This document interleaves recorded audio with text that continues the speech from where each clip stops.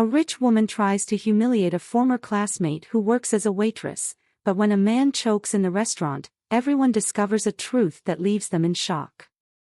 Subscribe to the channel and click on the notification. Help this channel reach 1,000 subscribers. This way YouTube will deliver this content to more people, who will benefit. I count on your help. Sophie glided between the bistro tables with an almost choreographed grace, balancing plates and wine glasses with skill. Her eyes shone with a mixture of pride and dedication as she ensured that each customer received impeccable service. Her welcoming smile made customers feel at home in an environment of luxury and sophistication. "Good evening, I hope you're enjoying your experience with us tonight," Sophie said as she approached a table where a couple was celebrating a wedding anniversary. "May I suggest one of our special dishes tonight, accompanied by a perfectly harmonizing wine?" The couple, clearly impressed by her attention to detail, agreed enthusiastically. Sophie nodded with a smile and turned to communicate the order to the chef, maintaining her impeccable posture even away from the customer's gaze. Meanwhile, outside, Lucas managed the constant flow of cars with an efficiency that only years of experience could provide. Dressed in an impeccable uniform, he greeted each guest with a genuine smile, ensuring a perfect start and end to the dining experience. "Good evening, may I take care of your car for you?" Lucas offered with a cordial nod to a couple approaching the entrance. "Your dinner will be unforgettable, I'm sure." After carefully parking the car, Lucas exchanged some friendly words with another regular customer, showing that, besides being a competent valet, he was a warm and familiar presence for many who frequented the restaurant. At the end of the night, when the last customer had left and the restaurant lights began to dim, Sophie and Lucas met in the kitchen, a space they knew as well as the back of their hands.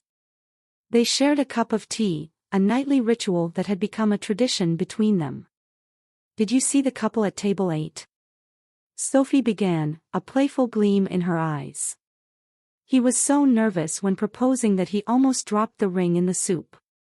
Lucas laughed, imagining the scene. "And I had to calm down a customer who thought he had lost his car keys. They were in his pocket the whole time." They laughed together, savoring the camaraderie and the small stories that each night brought. In these moments, away from the customer's eyes, they allowed themselves to relax, remembering how it all began, how they transformed a childhood dream into reality. "It's amazing to think about how far we've come, isn't it?" said Lucas, his tone mixing pride and reflection. Sophie felt the gratitude and contentment reflected in her smile. "Yes, it is. But the most important thing is that we did this together, as we always dreamed." As the sun set, casting a golden light on the elegant facade of the restaurant, Lucas prepared for another night of work. The routine was familiar, but there was always room for surprises, especially when it came to the customers who frequented the establishment. And a surprise was about to happen. When the first luxury cars began to arrive, Lucas took his position, ready to offer the same level of impeccable service for which he was known. Among the familiar faces, there were faces from the past, figures from a chapter of his life that he preferred not to revisit, former schoolmates known for their cruelty and contempt for others. Upon recognizing him, the group wasted no time in resuming old habits. "Look who's here," Emily said with a malicious smile that Lucas remembered all too well. "The quiet boy is now a simple valet." Laughter echoed among them, each comment more biting than the last, talking about his appearance and how he had supposedly fallen in life. "Who would have thought, huh? From quiet student to parking cars for real winners," another added, the mockery evident in his voice.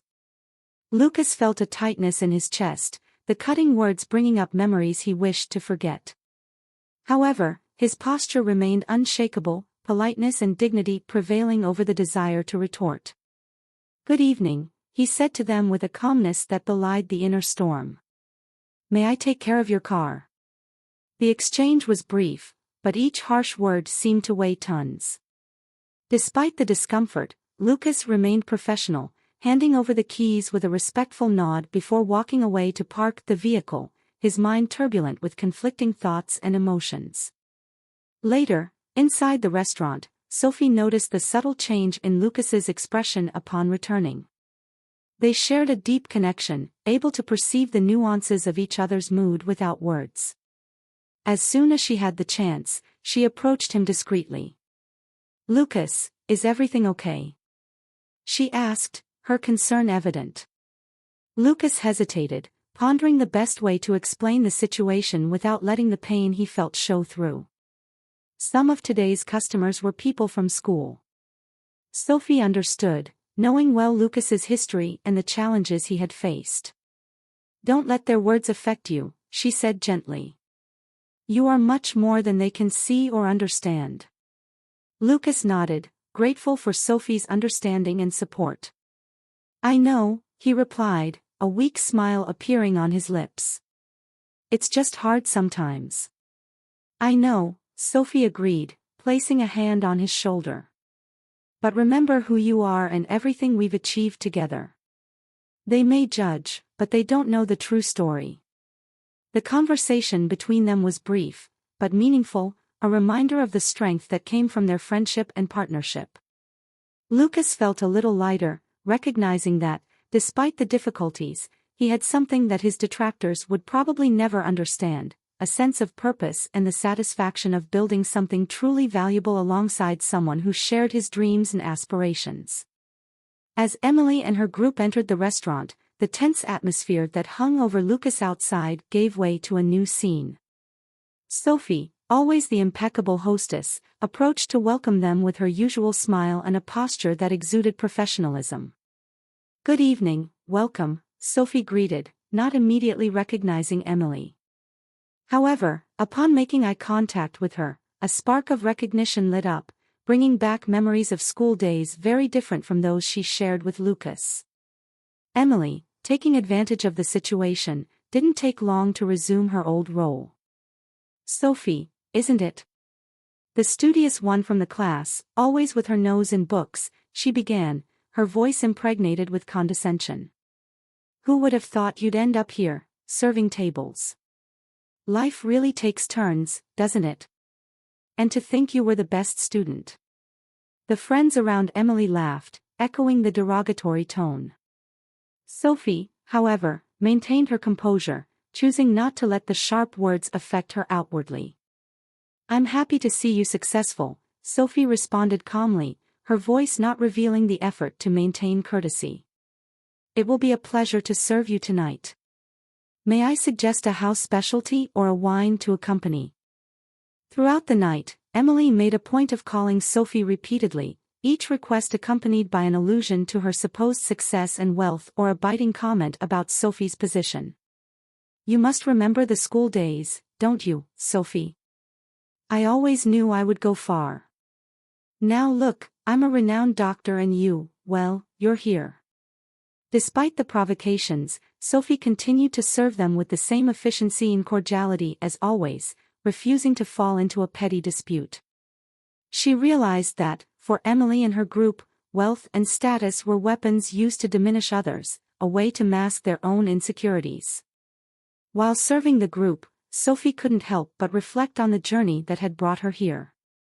Far from seeing herself as a simple waitress, she knew that each interaction, each smile, contributed to the customer's experience in her restaurant. At the end of the night, when Emily and her group finally left, Sophie found Lucas in the kitchen, sharing a look that conveyed volumes. They didn't need words to express the frustration of the encounter with figures from the past who refused to recognize the true value of people. "Some people never change," Lucas commented, offering Sophie a supportive smile.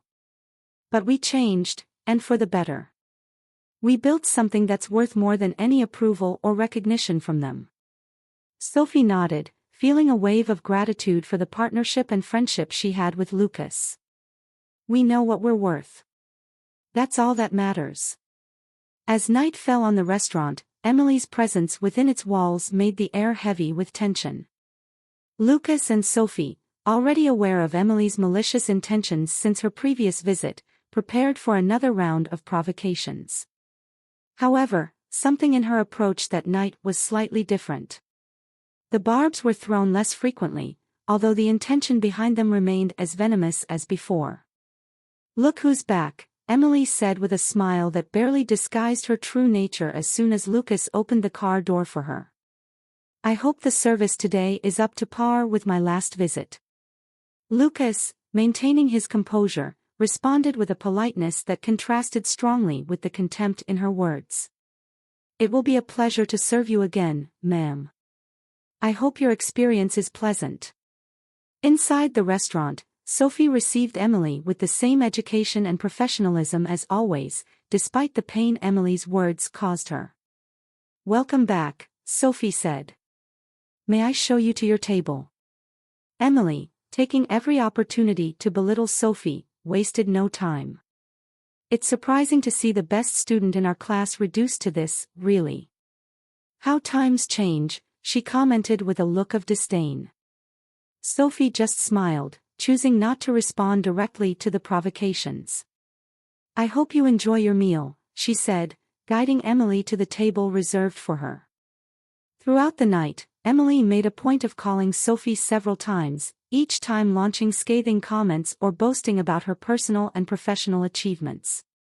Sophie, in turn, maintained her dignified posture, responding with politeness and professionalism to each request, despite the pain the words caused her. When Emily was alone, her behavior suggested that there was a specific purpose for her visit, beyond simply dining. With her phone in hand, she took discreet photos of Lucas and Sophie, an expression of malicious satisfaction on her face. It was evident that, for Emily, that night was more about perpetuating the humiliation of her former colleagues than about enjoying the restaurant's cuisine. After ensuring she had the material she wanted, Emily prepared to leave. "I hope not to take long to return," she said with a smile that didn't reach her eyes. As soon as she left, Lucas and Sophie exchanged glances, a mixture of relief and concern on their faces. They knew that, although the night had ended, the consequences of Emily's actions could resonate far beyond that moment. "Do you think she'll stop here?" Lucas asked, more to himself than to Sophie. Emily, sitting comfortably in the back seat of her luxury car, wasted no time in opening the messaging app on her phone. With a smile of satisfaction that reflected her malicious intent, she began to select the photos she had secretly taken of Lucas and Sophie. Each image was a piece of the puzzle that she planned to use to assemble a humiliating narrative about her former schoolmates. The photos were sent to the WhatsApp group composed of former school students, a space where they often recalled updates about their lives. "Look who I found working as simple employees in a restaurant," Emily wrote, accompanying her message with photos of Lucas and Sophie in their uniforms. "The best student in our class and the quiet one reduced to this. Who would have thought?" The reactions in the group didn't take long. Some laughed and joined in the mockery, weaving their own malicious comments about how Lucas and Sophie had fallen. Others, however, remained silent, uncomfortable with the cruelty of Emily's words, but without the courage to confront her. While Emily delighted in the reactions and added more fuel to the fire with increasingly venomous comments, she didn't realize that her action was far from being a unanimous victory. Within the group, there were those who began to question not only Emily's attitude but also the pleasure she seemed to find in belittling others. One of the former students, tired of the negative tone of the group, decided to send a private message to Emily. "Do you really think this is necessary?" the message began. "Sophie and Lucas may not be on the paths we expected, but who are we to judge? We all have our struggles." Emily, surprised by the reprimand, took a while to respond. The message had struck a sensitive chord, one she didn't expect to be confronted with.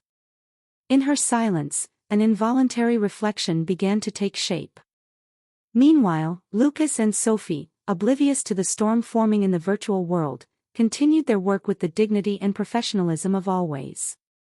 Days after the incident in the WhatsApp group, Emily found herself at home, a space that reflected her character, but also served as a stage for her less noble plots.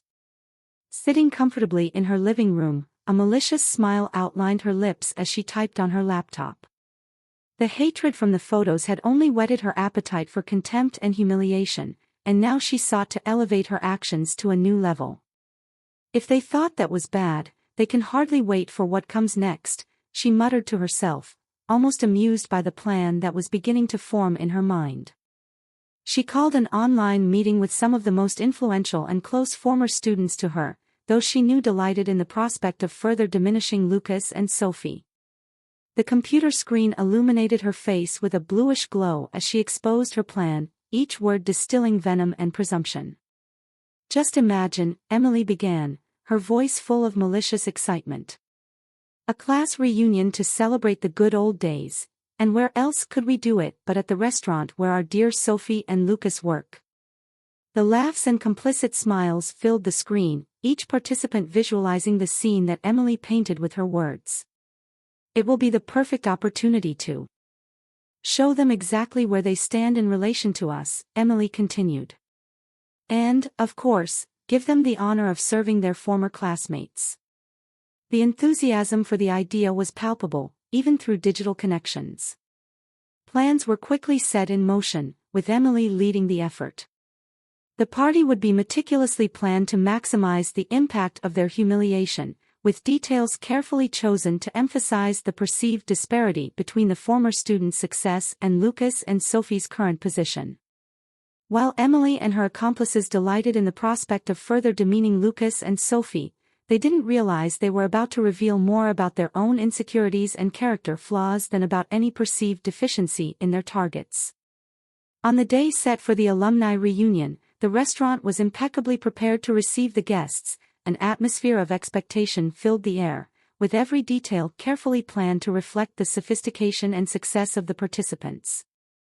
Luxury cars began to arrive, one after another, each pouring more glitz and glamour in front of the establishment. Emily, dressed in an outfit that exuded elegance and authority, was at the center of it all, radiating a confidence that bordered on arrogance. She could hardly wait to see Sophie and Lucas's expression as they witnessed the abysmal difference between their worlds and hers. However, upon arrival, Emily immediately noticed Lucas's absence among the valets, which made her frown in confusion and slight disappointment.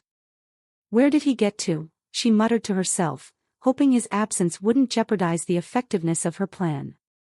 Her uneasiness only increased upon entering the restaurant and realizing that Sophie was nowhere to be found either.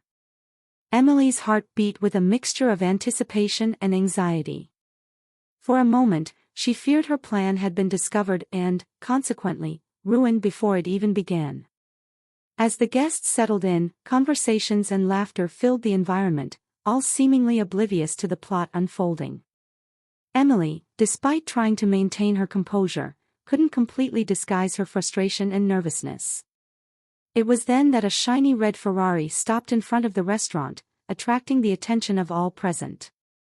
The door opened and, to Emily and the others' surprise and shock, it was Sophie who stepped out of the car, dazzling in a designer dress that enhanced her beauty and elegance in an impressive way. By her side, Lucas emerged, equally imposing in an outfit that made him look like a character out of a fashion magazine. The expression of surprise and confusion on Emily's face was a spectacle apart. She watched in disbelief as Sophie and Lucas walked confidently towards the group, greeting the guests with warm smiles and a posture that defied any prejudice or expectation. "But how?" Emily managed to murmur, her voice almost inaudible amid the surprised murmur of the other guests. Sophie, noticing Emily's stunned look, approached with Lucas by her side. "Surprise," she said, her voice laden with serene dignity. "It seems you underestimated people's capacity for evolution." Lucas complimented with a calm smile. "We learned that true elegance comes not only from what we wear, but from how we choose to live our lives and treat others."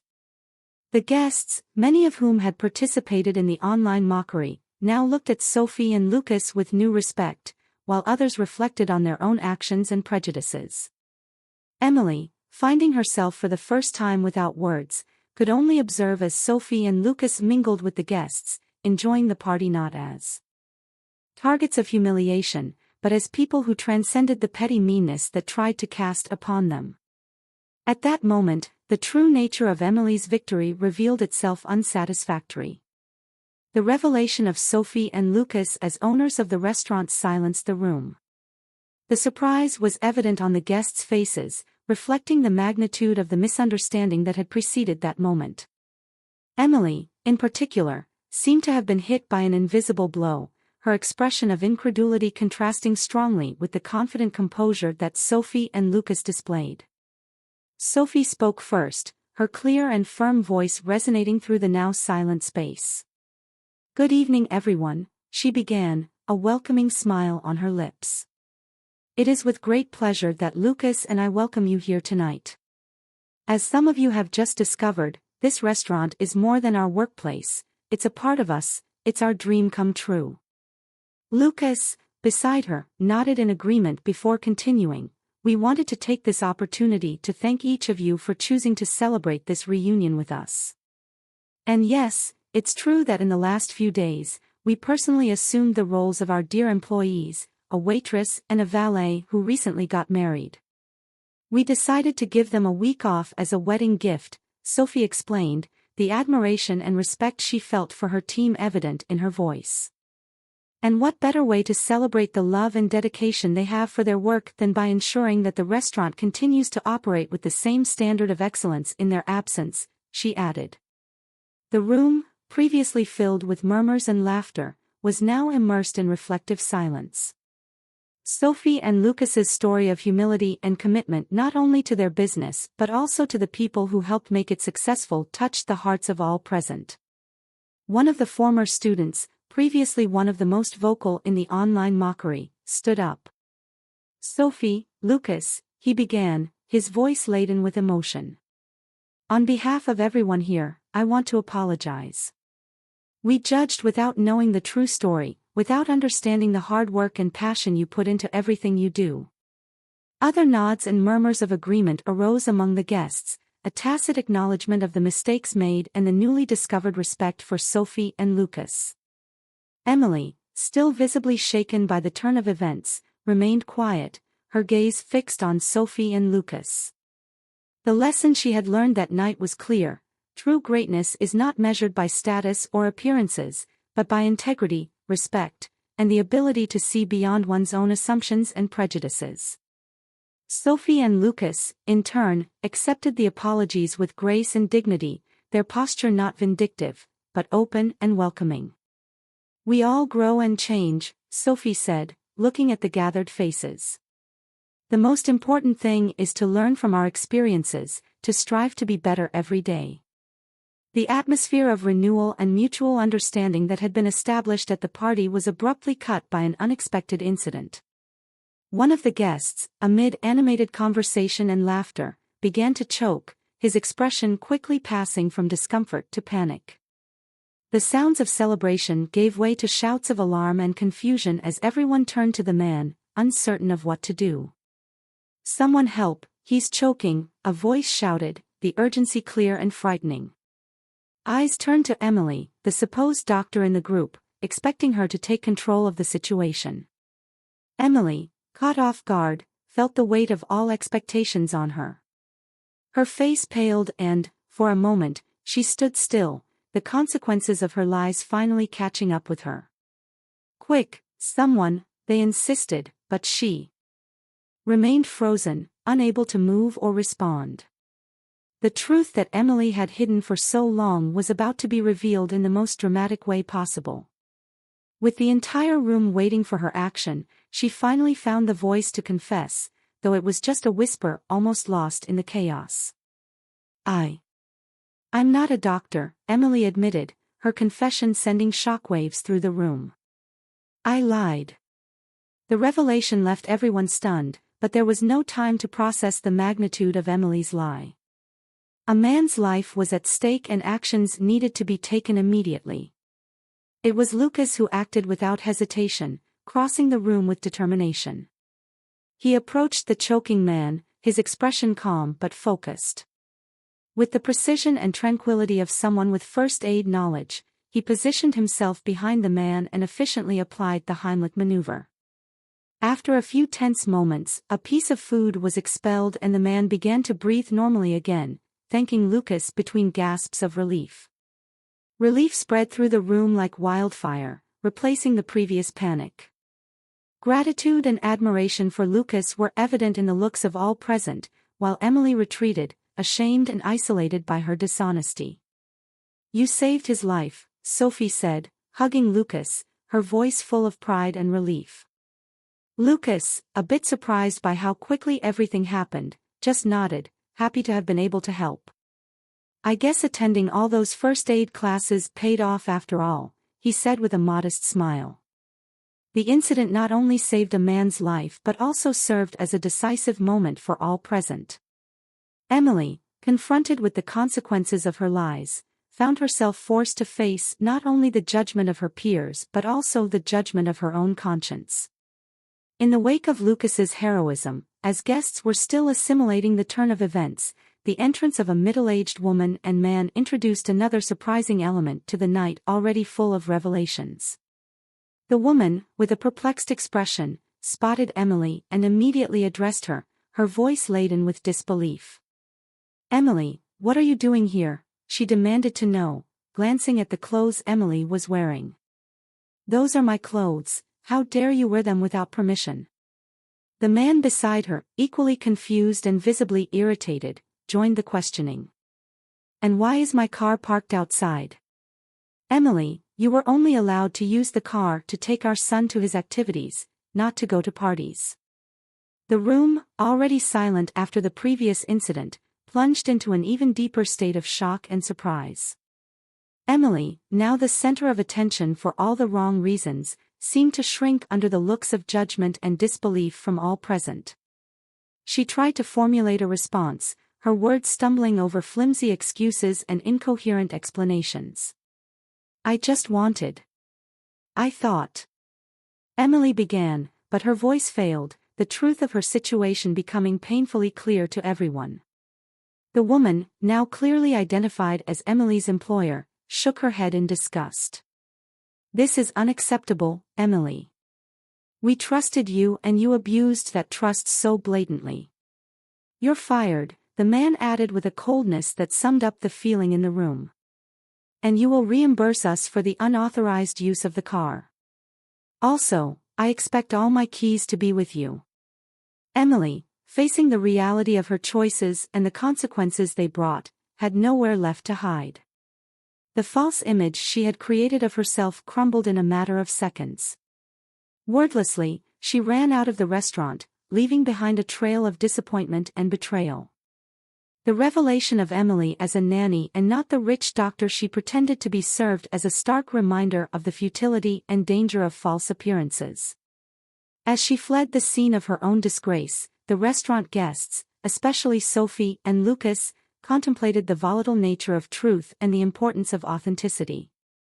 The night, which had begun as a celebration of reunion and memories, ended with profound lessons about honesty, character, and the understanding that, in the end, the masks people choose to wear always fall, revealing the true face underneath. And for Emily, the harsh reality of her actions not only resulted in the loss of her job but also in the respect and trust of those around her. Weeks after the night that drastically changed the course of her life, Emily found herself again at the door of the restaurant that had been the stage of her disgrace. This time, her appearance was markedly different. The designer clothes had been replaced by simple attire, and the air of arrogance gave way to an expression of humility and desperation. Her determination to seek redemption, or at least a chance to start over, led her back to that place, despite the shame and fear of rejection she felt. Sophie and Lucas, surprised by her return, received her with caution. Emily, with her eyes lowered, began to speak, her trembling voice revealing the weight of her words.